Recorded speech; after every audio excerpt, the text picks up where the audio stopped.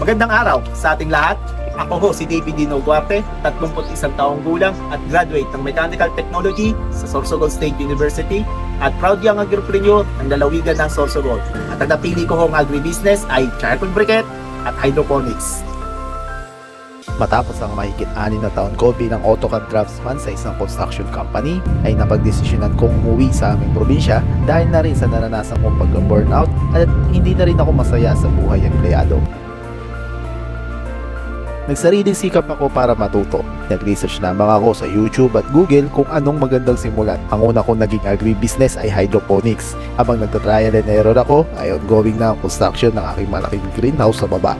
Lahat ng naipon kong pera for 6 years ay naubos na. Dumating pa sa punto na nagkautang pa ako matapos lamang ang pinapatayo kong greenhouse.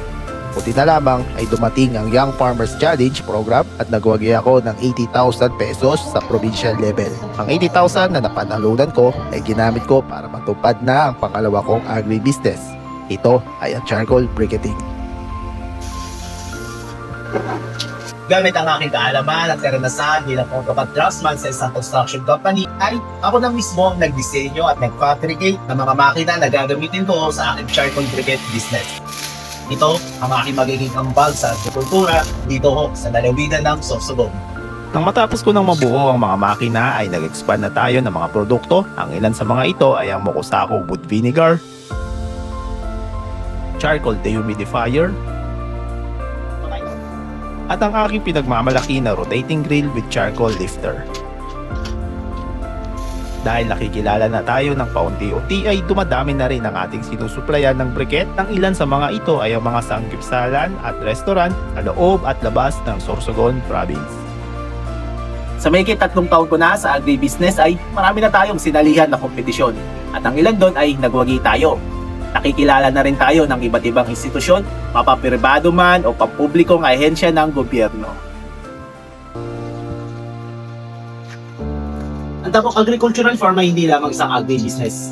Tayo ay pumupunta rin sa iba't ibang eskwelahan upang mag-engage sa isang speaking engagement na kung saan ay pinopromote din natin ang Young Farmers Challenge at 4-H Club sa mga susunod pang henerasyon ng mga kabataang magsasaka.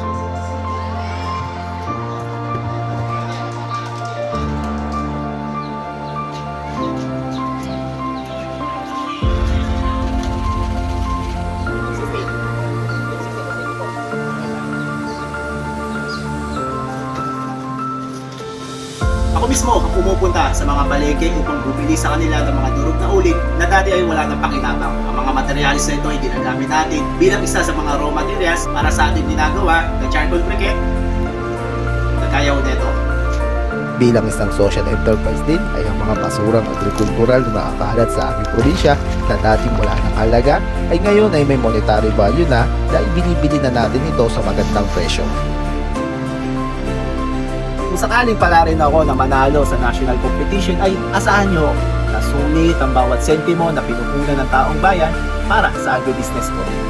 Ang 300,000 na napanalunan ko sa YFC Regional Upscale ay hinapit ko sa pagpapatayo ng one-story building na kung saan ay mayroon na itong drying area na kasya ang 4 panarak na kaya magpatuyo ng nasa mahigit 2,600 kilograms na briquette ng sabay-sabay. Sa ibaba naman ay mayroon na ring drying room para tuloy-tuloy pa rin ang pagpapatayo ng briquette kahit maulan ng panahon. Nakapag-fabricate din ako ng 3-in-1 charcoal briquetting machine na kung saan ang mixing, extruding at automatic cutting ay pinagsama na natin sa isang makina. Nakabuo na rin ako ng hammer mill machine na siyang dudurog o pupulbos sa mga malalaking uling. Sa mahigit 3 taon na natin sa agribusiness ay malayo na ang ating narating.